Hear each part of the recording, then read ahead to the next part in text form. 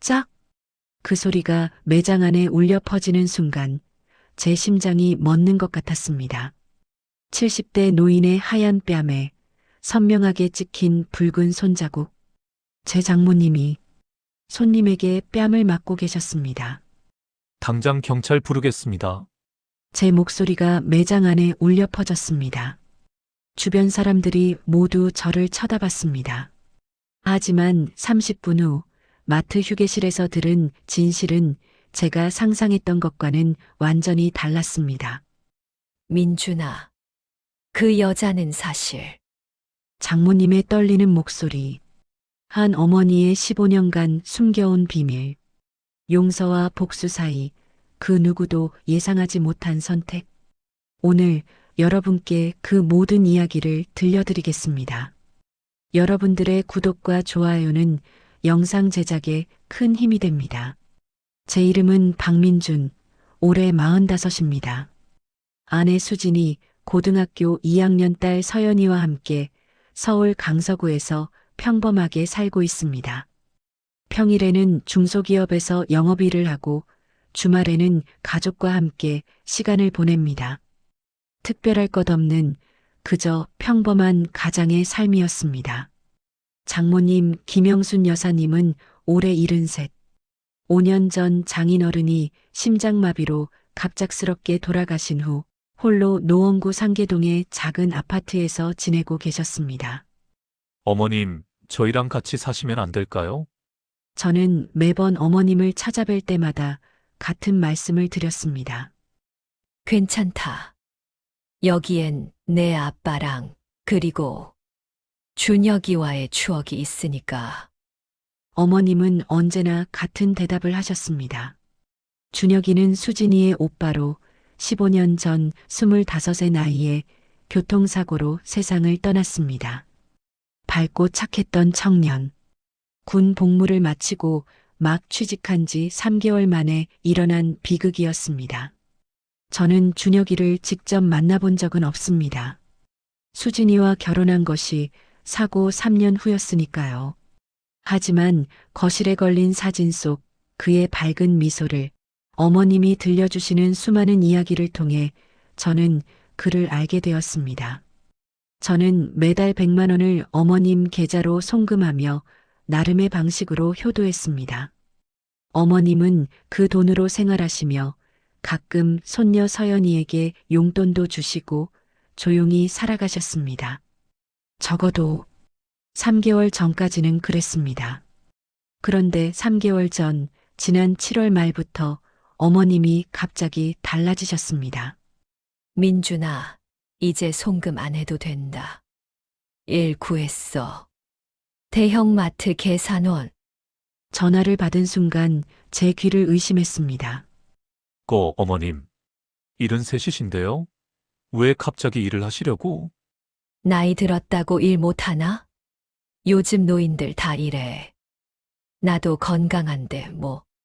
하지만 어머님, 생활비는 제가 드리잖아요. 굳이 힘든 일을. 그러니까 이제 돈 보내지 마라.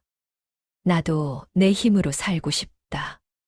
어머님의 목소리에는 확고한 결의가 담겨 있었습니다. 저는 당황스러웠습니다. 수진이에게 전화를 걸었습니다.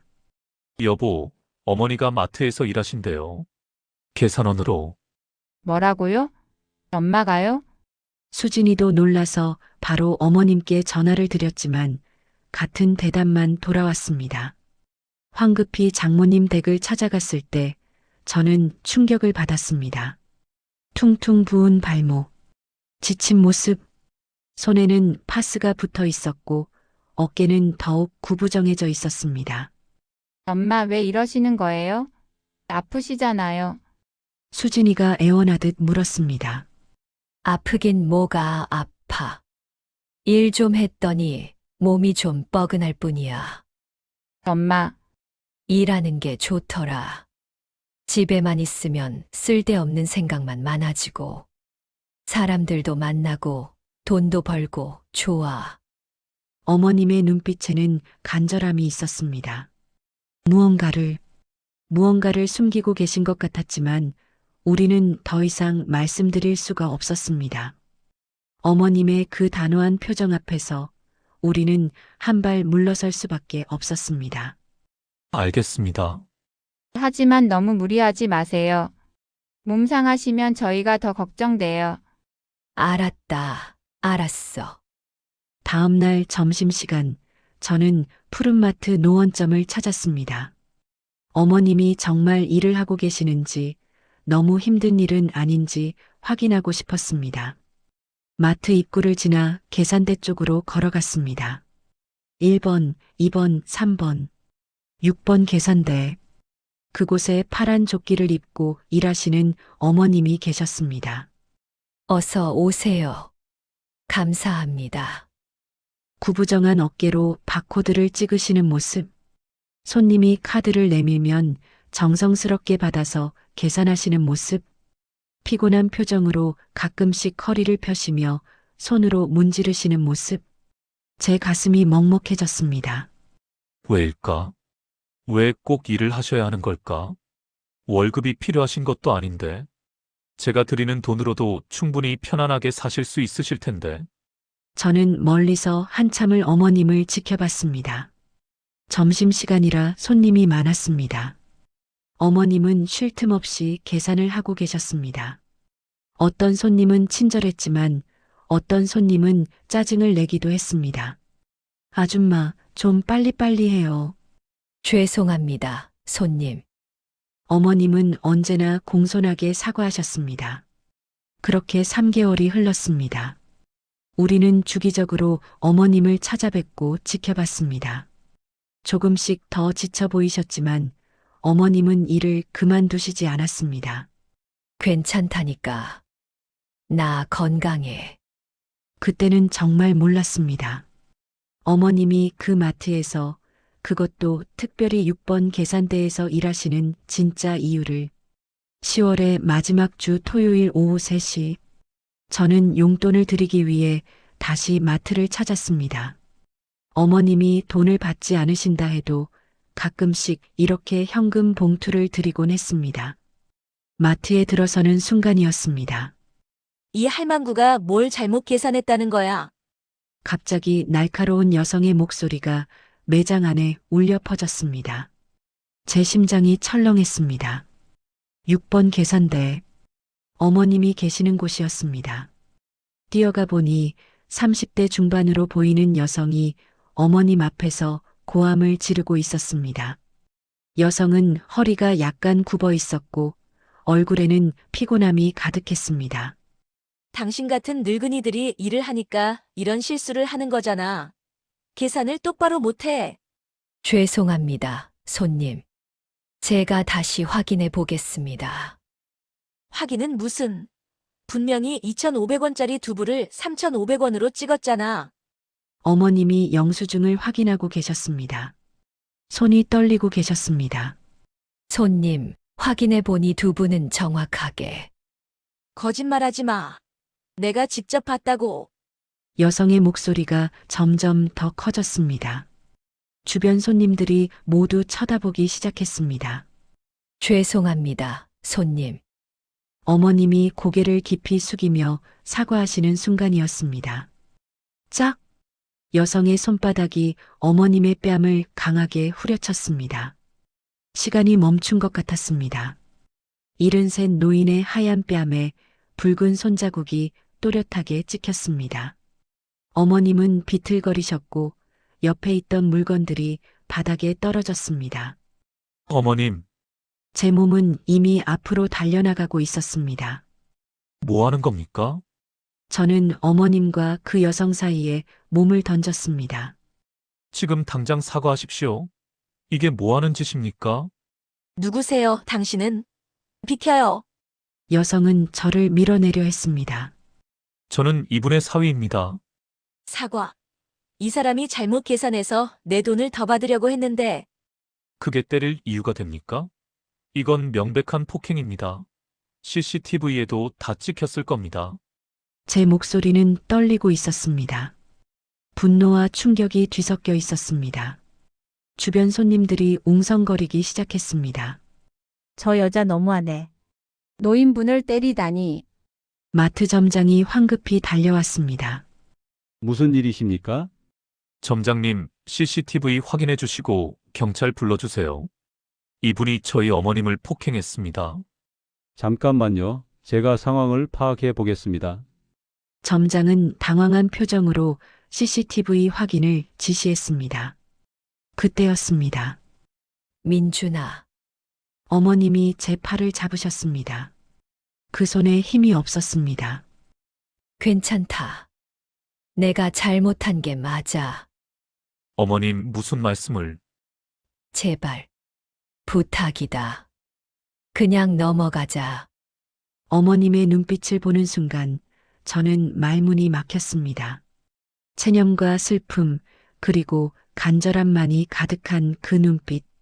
하지만 어머님, 민준아, 엄마 말 좀 들어줘. 저는 이해할 수 없었습니다. 왜 어머님은 맞고도 참으시려는 걸까? CCTV 확인 결과가 나왔습니다. 계산은 정확합니다. 김영순 선생님이 틀리신 게 아닙니다. 점장이 조심스럽게 말했습니다. 여성의 얼굴이 붉어졌습니다. 그래도 저 사람이 느려서. 아, 됐어. 환불해줘요. 손님, 사과부터. 환불이나 해줘요. 빨리. 결국 여성은 환불을 받고 저를 한번 노려보더니 유유히 마트를 나갔습니다. 저는 주먹을 불끈 쥐었지만 어머님의 손이 제 팔을 붙잡고 있었습니다. 휴게실로 모신 어머님은 아무 말씀도 하지 않으셨습니다. 어머님, 얼음찜질 해야 해요. 뺨이 많이 부으셨어요. 괜찮다. 저는 화가 나고 답답했습니다. 왜 그러시는 거예요? 왜 경찰에 신고하지 말라고 하신 거예요? 어머님은 대답하지 않으셨습니다. 그저 창밖을 바라보고 계셨습니다. 그때 노크 소리가 들렸습니다. 실례합니다. 저 격리과장 최미숙입니다. 40대 중반의 여성이 들어왔습니다. 민준 씨 맞으시죠? 어머님에 대해서 여쭤볼 말씀이 있는데 네, 말씀하세요. 최 과장은 잠시 망설이다가 입을 열었습니다. 김영순 선생님이 여기서 일하신 지 3개월 됐는데 급여를 한 번도 안 가져가셨어요. 예, 저는 깜짝 놀라 어머님을 바라봤습니다. 회사에 기부하신다고. 아니, 정확히는 특정 사람에게 전달해 달라고 하셨어요. 매달 120만 원 전액을요. 특정 사람이요? 최 과장은 목소리를 낮췄습니다. 아까 그 손님이요. 선생님을 때린 박지혜 씨라고 하더라고요. 박지혜. 그 이름을 듣는 순간 제 온몸에 전율이 흘렀습니다. 경제적으로 많이 어려우신 것 같아요. 교통사고 후유증으로 장애가 있으셔서 일도 제대로 못하시고.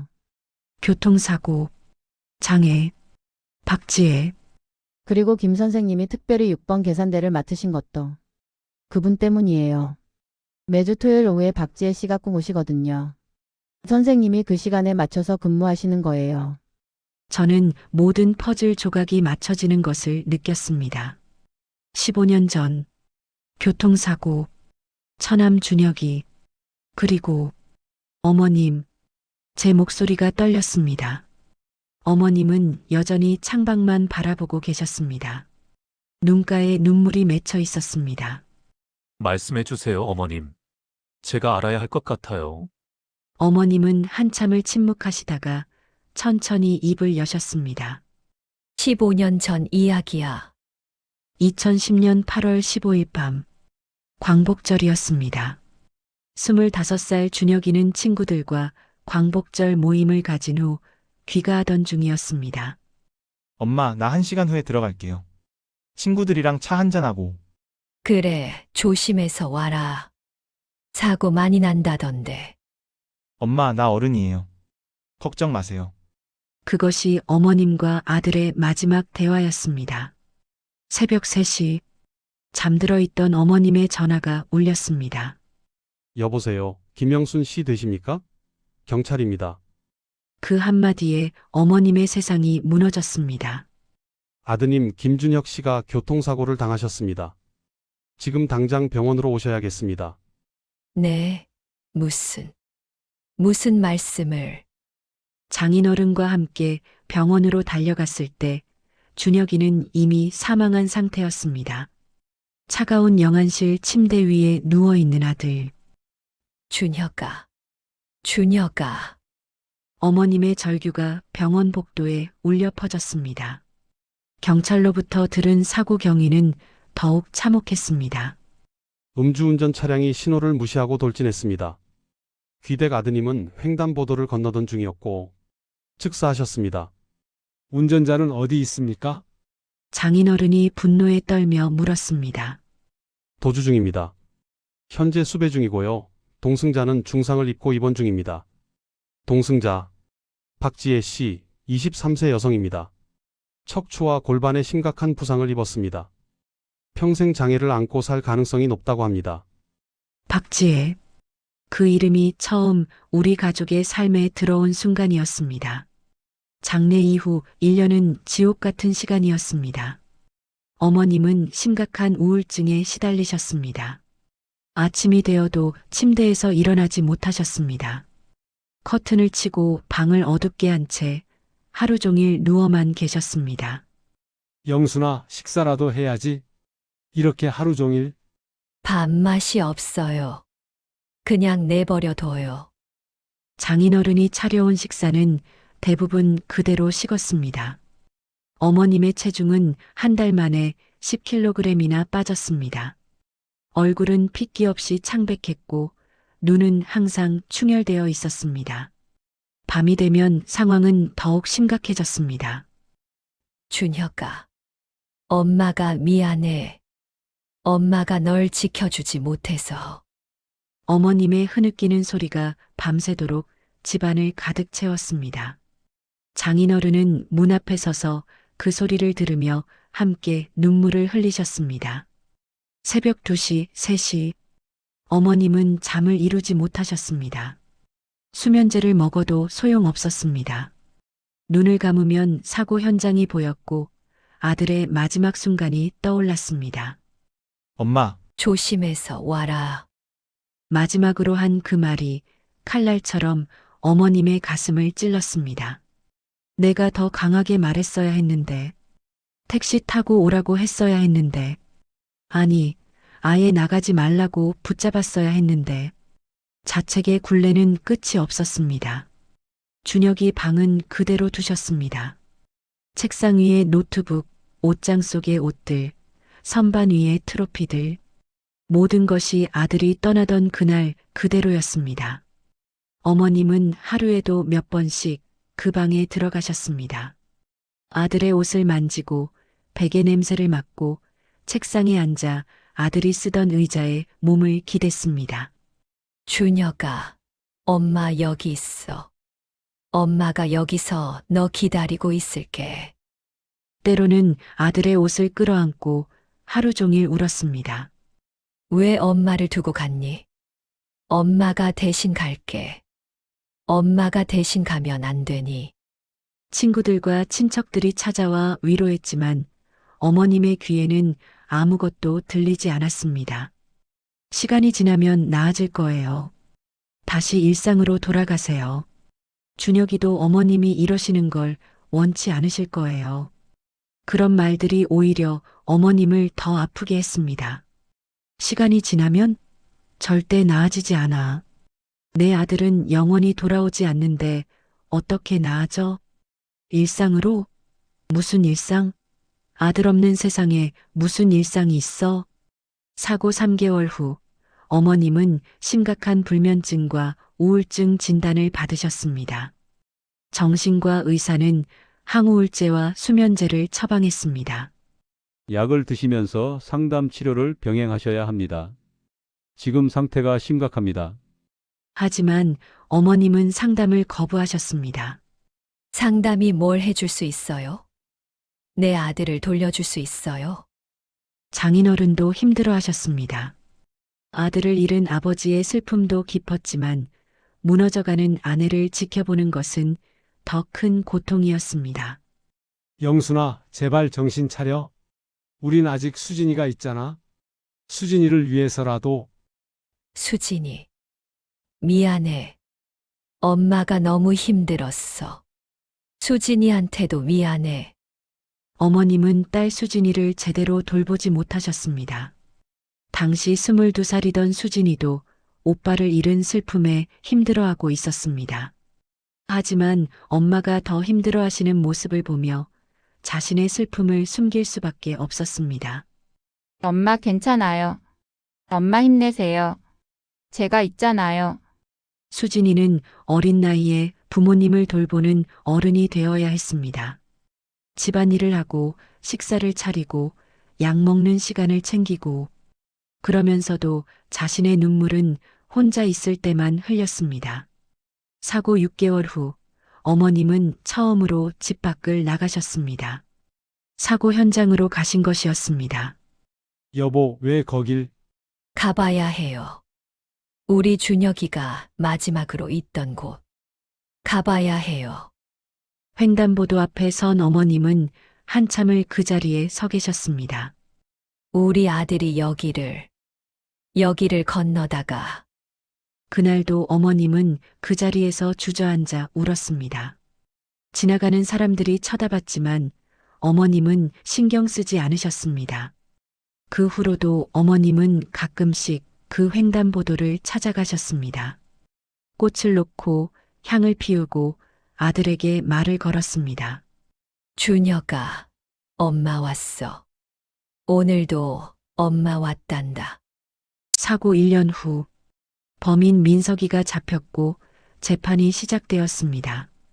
법정에서 어머님은 처음으로 범인의 얼굴을 보셨습니다. 26살의 청년. 고개를 숙인 채 눈물을 흘리고 있었습니다. 죄송합니다. 정말 죄송합니다. 어머님은 그를 향해 소리쳤습니다. 미안하다고. 미안하다는 말로 끝이야? 내 아들 목숨이 25살 청춘이 미안하다는 말로 끝나. 죄송합니다. 제가 죽어야 합니다. 죽어. 내가 죽는다고 내 아들이 돌아와?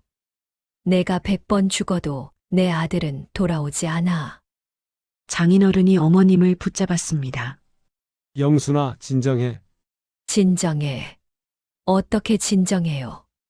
저 사람은 살아있잖아요. 숨 쉬고 있잖아요. 근데 우리 준혁이는 어머님은 법정에서 쓰러지셨습니다.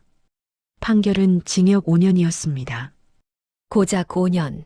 25살 청춘의 목숨이 5년밖에 안 된다는 거야. 어머님은 법정을 나서며 절규하셨습니다. 그날 밤 어머님은 처음으로 자살을 시도하셨습니다. 장인어른이 발견하지 못했다면 생각만 해도 아찔한 순간이었습니다. 영순아, 영순아. 손목에서 흐르는 피, 옆에 놓인 면도칼, 119가 도착하고 응급실로 옮겨지고 환자분 상태가 위중합니다. 보호자분들 정신과 상담을 꼭 받으셔야겠습니다. 그날 이후 24시간 간병인이 어머님 곁을 지켰습니다. 수진이도 학교를 휴학하고 집으로 돌아왔습니다. 엄마 저 여기 있어요. 엄마 곁에 제가 있어요. 어머님은 딸을 끌어안고 울었습니다. 미안해. 수진아, 엄마가 미안해. 엄마가 너무 이기적이었구나. 아니에요, 엄마. 저도 오빠가 보고 싶어요. 저도 힘들어요. 같이 힘내요, 엄마. 그렇게 한 달, 2달이 지났습니다. 어머님은 조금씩, 아주 조금씩 일상으로 돌아오기 시작하셨습니다.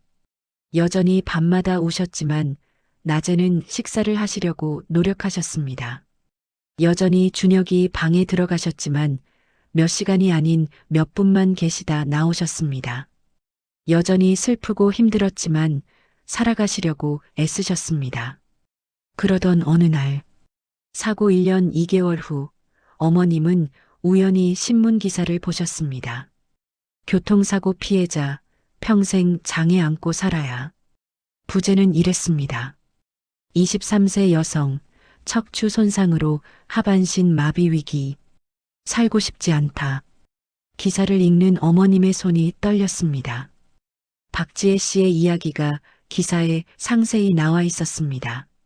사고 당일 그녀는 남자친구 민석의 차에 타고 있었습니다. 술을 마신 민석이 운전대를 잡는 것을 말렸지만 민석은 듣지 않았습니다. 괜찮아, 이 정도는 문제 없어. 내가 몇 번 마셨는데. 오빠, 제발 택시 타요. 나 무서워. 쫄지 마. 조심히 갈게. 그리고 사고가 났습니다. 충격의 순간 지혜는 자신의 몸이 공중으로 튕겨나가는 것을 느꼈습니다. 엄청난 통증, 비명, 그리고 어둠. 눈을 떴을 때는 병원이었습니다. 환자분 들리세요? 박지혜 씨? 의사의 목소리가 아득하게 들렸습니다. 제 몸이 제 몸이 왜 안 움직여요? 침착하세요. 지금 설명드릴게요. 사고로 인해 척추 3번과 4번이 손상되었습니다. 그게 무슨 뜻이에요? 현재 하반신 감각이 거의 없는 상태입니다. 재활 치료를 해야 하지만 완전한 회복은 어려울 수 있습니다. 그 순간 지혜의 세상이 무너졌습니다. 23, 대학을 갓 졸업하고 취업을 준비하던 나이, 친구들과 꿈을 이야기하고 미래를 계획하던 나이, 그 모든 것이 한순간에 사라졌습니다. 운전하던 남자는 어떻게 되었나요? 운전자는 도주했고 피해자분은 사망하셨습니다. 사망. 누가요? 김준혁 씨라고 25살 남성분이 지혜는 그 이름을 평생 잊을 수 없었습니다. 김준혁. 자신이 탄 차 때문에 죽은 사람. 밤마다 그 이름이 귓가에 맴돌았습니다. 병원에서의 6개월은 지옥이었습니다. 수술, 재활, 통증, 그리고 절망. 박지혜 씨, 다리 움직여 보세요. 천천히. 안 돼요. 안 움직여요. 다시 해봐요. 포기하지 마세요. 포기하지 말라고요? 제가 지금 무슨 꼴인지 보이지 않아요.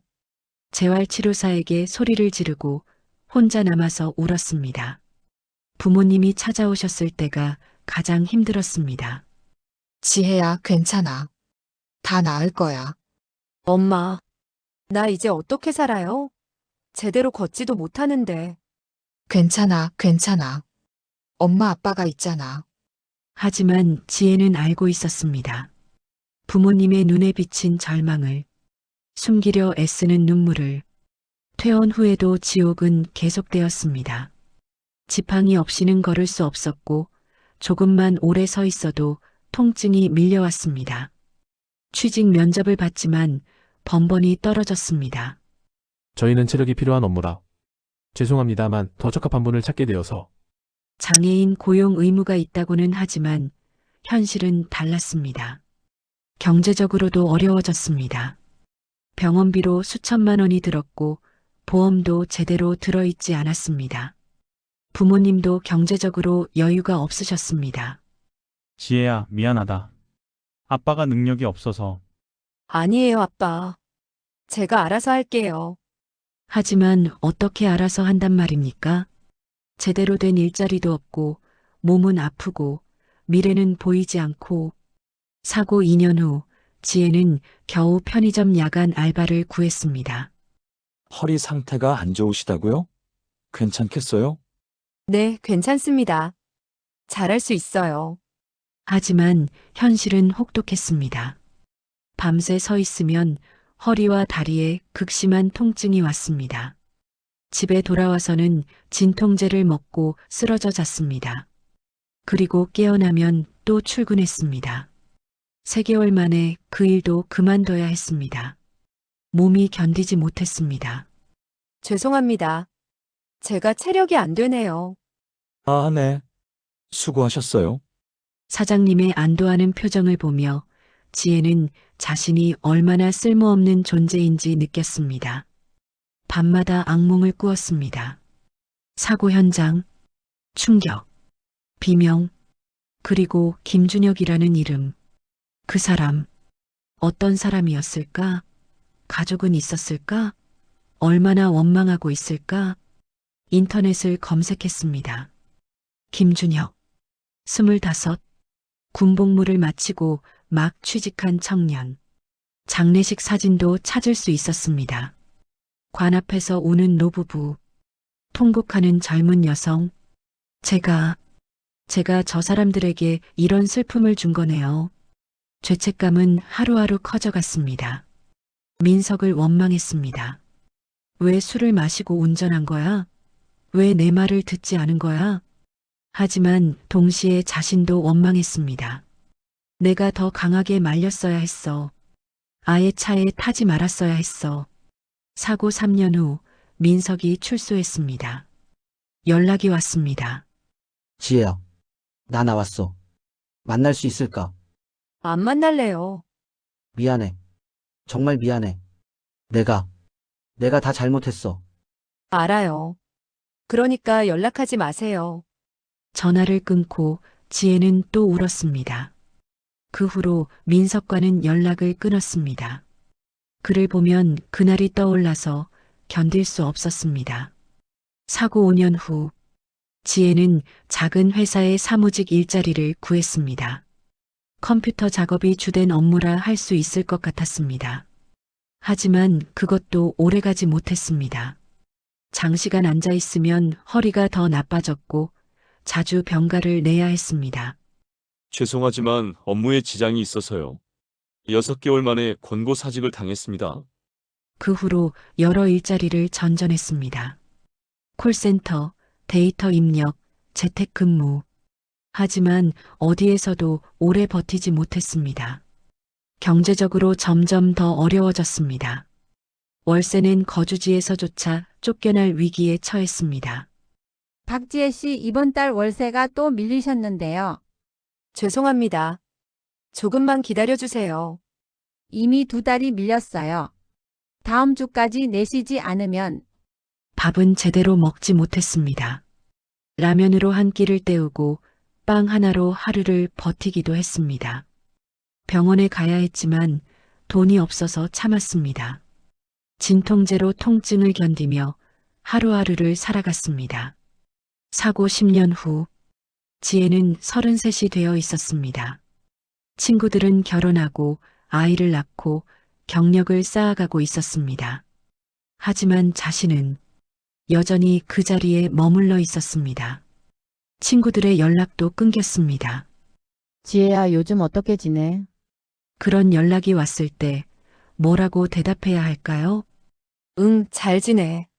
나는 여전히 이렇게 살아. 점점 사람들을 멀리하게 되었습니다. 자신의 처지가 부끄러워서 누구도 만나고 싶지 않았습니다. 외로움과 고독 속에서 지혜는 점점 더 세상으로부터 고립되어 갔습니다. 밤마다 생각했습니다. 왜 나는 살아있는 걸까? 차라리 그날 죽었으면. 하지만 죽을 용기도 없었습니다. 그저 매일을 아무 의미 없이 살아갈 뿐이었습니다. 사고 15년 후 지혜는 38이 되어 있었습니다.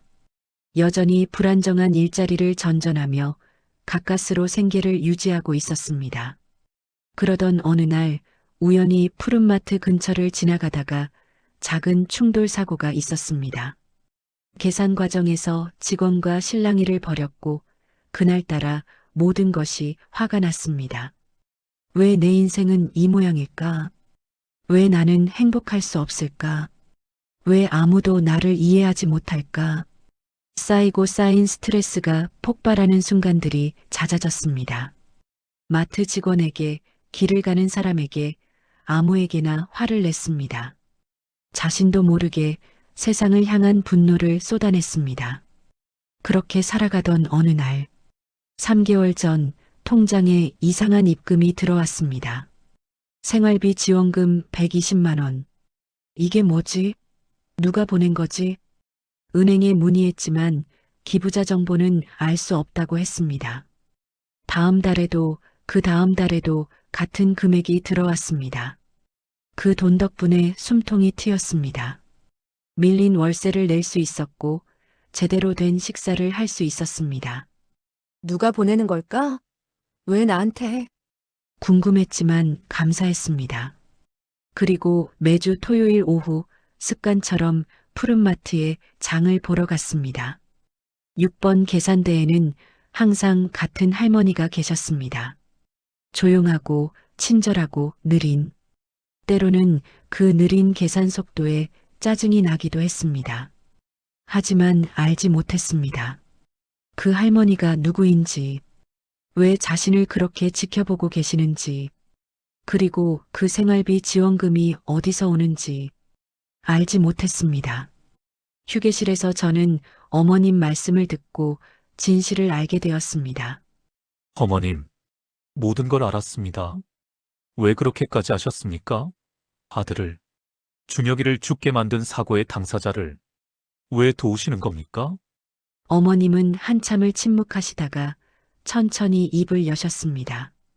민준아, 나도 처음엔 미워했어. 정말 많이 미워했어. 매일 밤 잠을 못 잤어. 왜 우리 준혁이가 죽어야 했나? 왜 그 아이들은 살아있나? 어머님의 목소리가 떨렸습니다. 그런데 1년쯤 지났을 때 그 아이 기사를 봤어. 평생 장애를 안고 살아야 한다는 23살에 어머님은 눈을 감으셨습니다. 기사를 읽는데 눈물이 나더라. 그 아이도 피해자구나. 그 아이도 인생이 망가진 거구나. 하지만 어머님, 민준아, 그 아이는 운전한 것도 아니었어. 그냥 잘못된 선택을 한 남자친구의 차에 탔을 뿐이야. 그 선택의 대가가 너무 가혹하지 않니? 저는 대답할 수 없었습니다. 밤마다 생각했어. 우리 준혁이라면 뭐라고 했을까? 그 아이를 미워했을까? 용서했을까? 준혁이가 만약 살아 있었다면 분명 그 아이를 미워하지 않았을 거야. 그 아이도 아프다고, 그 아이도 힘들다고. 우리 준혁이는 그렇게 말했을 거야. 어떻게 그렇게 확신하십니까? 내가 아니까. 우리 준혁이가 어떤 아이였는지. 어머님의 눈에서 눈물이 흘러내렸습니다. 남을 미워할 줄 모르는 아이였어. 초등학교 때 친구가 준혁이 새 신발을 잃어버렸을 때도 준혁이가 괜찮다고 자기가 예비로 하나 더 있다고 거짓말했어. 군대에서도 후임들 덕분에 잘 지냈다고 자기가 후임들 챙겨줘서 행복하다고 했어. 어머님, 그런 아이가 23살 여자아이가 평생 고통받는 걸 원했을 리 없어. 내 아들을 대신했어. 내가 그 아이를 지켜주고 싶었어. 어머님은 제 손을 꼭 잡으셨습니다. 그리고 민준아, 솔직히 말하면 나 자신을 위해서이기도 했어. 예, 미움으로는 살 수가 없더라. 복수심으로는 하루도 평화롭지 않더라. 매일 밤 악몽을 꾸고 매일 아침 분노로 일어나고 그렇게는 못 살겠더라. 어머님의 목소리가 떨렸습니다. 그 아이를 돕기로 결심한 후에 비로소 잠을 잘 수 있었어. 비로소 아침에 일어날 수 있었어. 비로소 살아갈 이유가 생긴 것 같았어. 어머님, 용서는 그 아이를 위한 게 아니었어. 나를 위한 거였어. 나를 미움의 감옥에서 꺼내기 위한 선택이었어.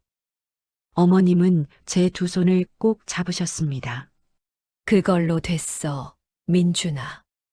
그게 내가 준혁이한테 해줄 수 있는 마지막 선물이니까. 그리고 내가 나 자신에게 해줄 수 있는 유일한 치유니까. 그 순간 저는 이해했습니다. 어머님의 이른 평생을 지탱해온 것은 증오가 아닌 용서였다는 것을, 슬픔이 아닌 사랑이었다는 것을, 그리고 그 용서가 얼마나 큰 용기를 필요로 하는지. 그날 저녁 집에 돌아와 아내 수진이에게 모든 이야기를 전했습니다. 수진이는 한참을 아무 말도 하지 못했습니다. 그러더니 갑자기 눈물을 흘리기 시작했습니다. 나는 나는 15년 동안 그 사람을 미워했어. 수진아, 그 사람 때문에 오빠가 죽었다고 생각했어. 근데 엄마는 그 사람을 용서하고 돕고 심지어 맞으면서까지. 수진이는 한참을 울었습니다. 딸 서연이도 함께 이야기를 들었습니다. 할머니, 정말 대단하신 분이시네요. 나 같았으면 절대 못했을 것 같아요. 우리 모두 할머니만 못하지. 저는 딸의 머리를 쓰다듬었습니다. 다음 날 우리 가족은 장모님 댁을 찾아갔습니다. 어머님, 왜 이렇게 다 왔니? 어머님, 오늘부터 저희도 함께 하겠습니다. 뭘? 엄마 혼자 짐 지쓰지 마세요. 저희도 어머님의 마음을 이해했어요. 수진이가 어머님을 꼭 안았습니다. 엄마, 저도 이제 알았어요. 오빠가 원했을 일이 무엇인지. 저도 그분을 용서하고 싶어요. 어머님은 우리를 끌어안으며 눈물을 흘리셨습니다. 고맙다. 정말 고맙다. 우리는 박지혜 씨를 만나기로 했습니다. 최 과장을 통해 연락처를 받았고 제가 먼저 전화를 걸었습니다. 여보세요? 혹시 박지혜 씨 맞으십니까? 네, 그런데 누구세요? 저는 김준혁의 동생입니다. 전화선 너머로 긴 침묵이 흘렀습니다. 숨소리만 들렸습니다. 거친 숨소리. 저는 만날 자격이 없어요. 아니에요. 꼭 만나야 할 일이 있습니다. 죄송합니다. 정말 죄송합니다.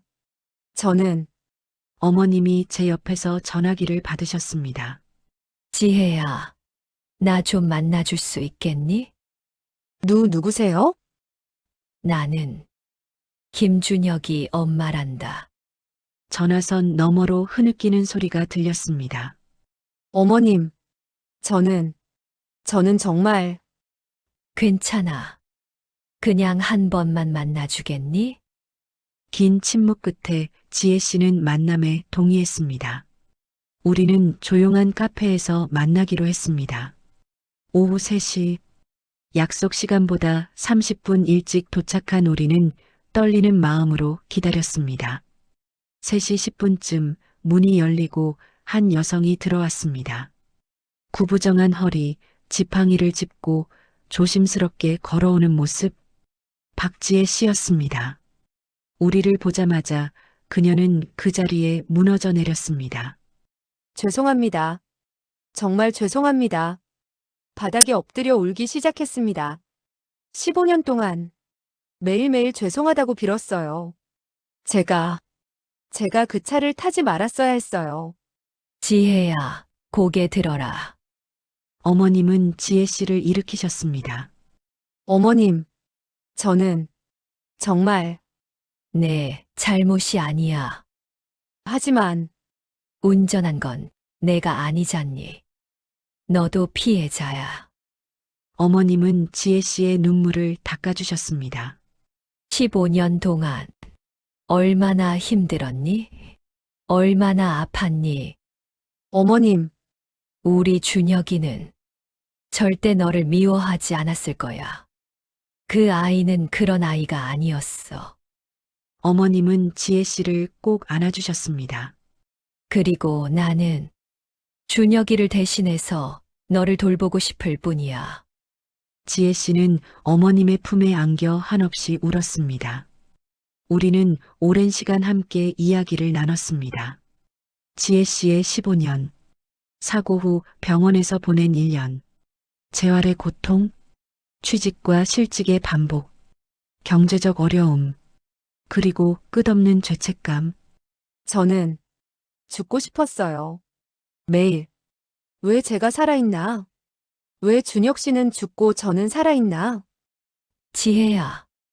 그런데 3개월 전부터 갑자기 생활비 지원금이 들어오기 시작했어요.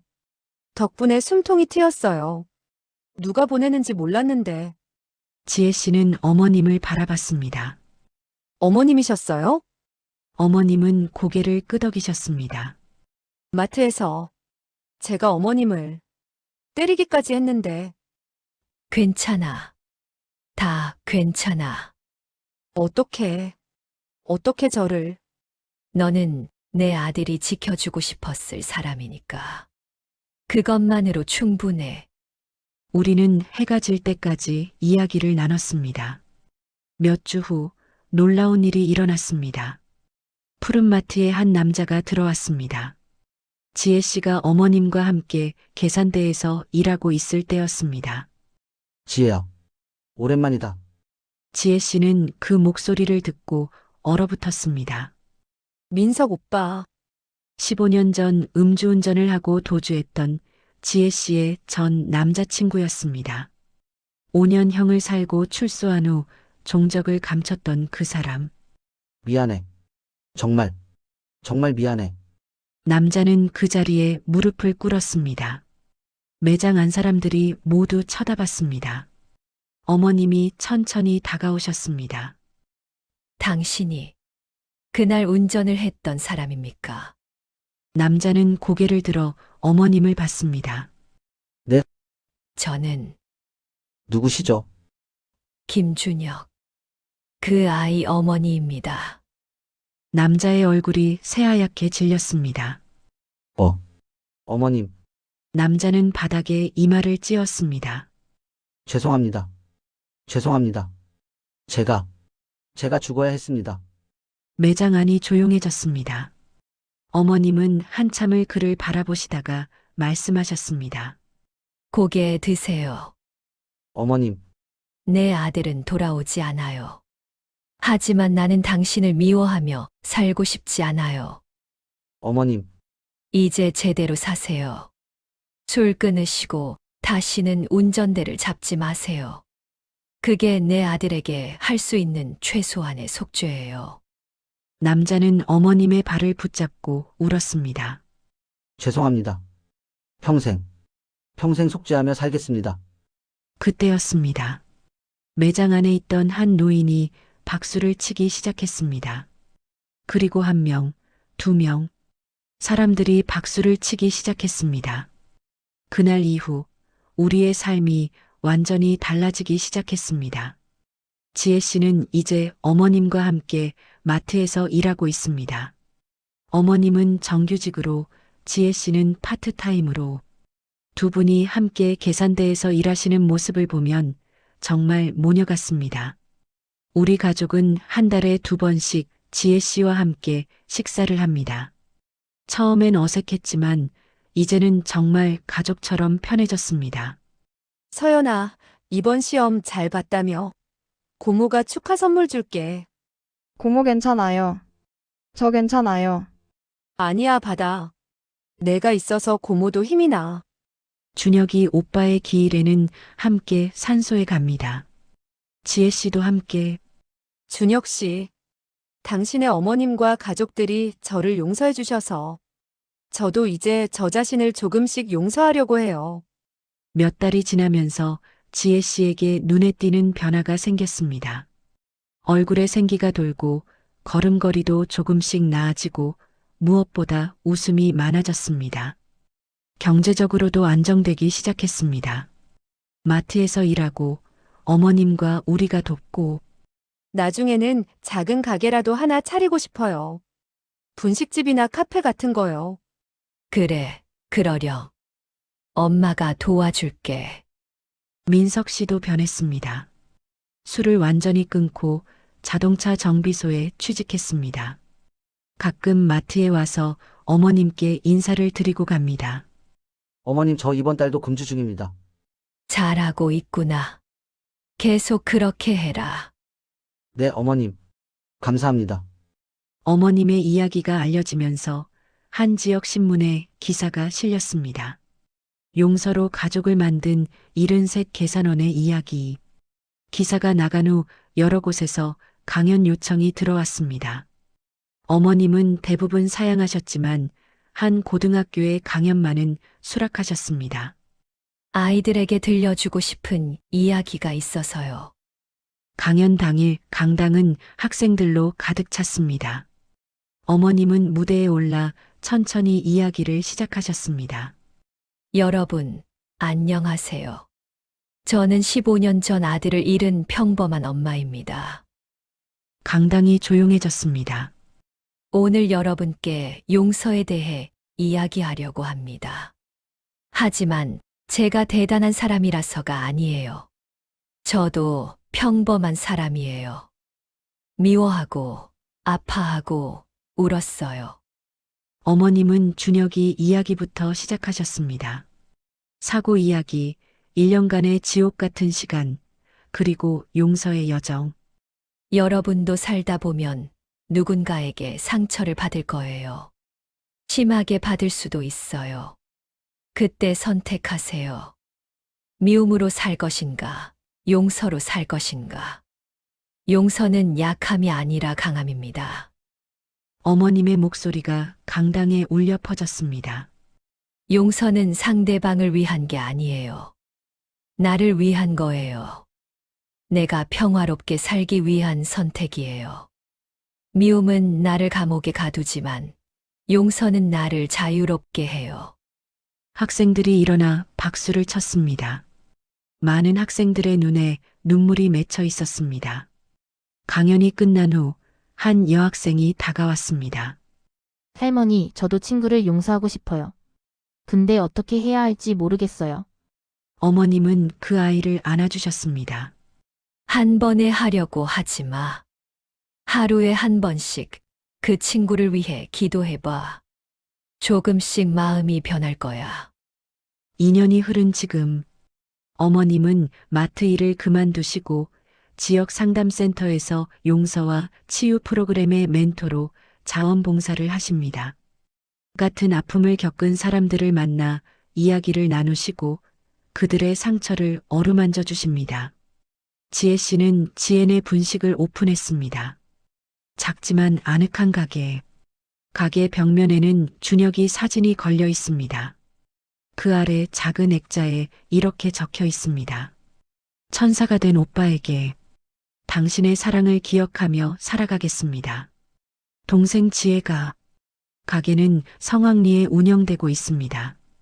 어머님이 가끔 가셔서 도와주시기도 합니다. 민석 씨는 자동차 정비소를 운영하며 매달 수익의 일부를 교통사고 유가족 지원 단체에 기부하고 있습니다. 그는 이제 음주운전 예방 캠페인에도 참여하며 자신의 잘못을 세상에 알리고 있습니다. 제 실수로 한 청년이 죽었습니다. 여러분 절대 음주운전 하지 마세요. 그리고 오늘도 우리 가족은 함께 모입니다. 어머님 댁 거실. 수진이, 서연이, 지혜 씨, 그리고 저. 준혁이 사진을 중앙에 놓고 함께 저녁을 먹습니다. 엄마, 오늘 가게에 손님이 정말 많았어요. 줄을 서더라고요. 그래. 우리 지혜 요리 솜씨가 좋으니까. 엄마가 가르쳐 주신 덕분이에요. 창밖으로 석양이 비칩니다. 황금빛 햇살이 거실을 가득 채웁니다. 사진 속 준혁이가 우리를 내려다보며 웃고 있습니다. 상처를 딛고 일어선 사람들, 용서를 선택한 사람들, 사랑으로 연결된 사람들. 어머님이 준혁이 사진에 대고 말씀하십니다. 준혁아, 엄마 잘하고 있지. 내가 원했을 일을 하고 있어. 고맙다, 아들아. 내가 엄마한테 사랑을 가르쳐 줘서. 우리 모두 눈물을 흘립니다. 하지만 그것은 슬픔의 눈물이 아닙니다. 감사의 눈물입니다. 혹시 여러분도 누군가를 용서하지 못하고 있나요? 미움 때문에 괴로워하고 있나요? 김영순 어머님의 이야기가 여러분께 전합니다. 용서는 약함이 아니라 강함입니다. 용서는 상대방을 위한 것이 아니라 나를 위한 것입니다. 한 걸음씩, 하루씩, 조금씩 마음을 열어가다 보면 어느 순간 진짜 용서가 찾아옵니다.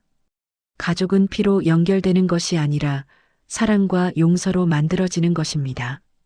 사랑은 죽음보다 강하고 용서는 복수보다 아름다우며 한 사람의 선한 마음은 세상을 바꿀 수 있습니다. 오늘도 이 이야기를 듣는 누군가가 용서의 첫걸음을 내딛기를 바랍니다. 오늘도 이 이야기가 누군가의 상처를 치유하기를 바랍니다. 오늘도 사랑이 미움을 이기기를 바랍니다. 여러분 모두 오늘도 사랑하시고 용서하시기를 바랍니다.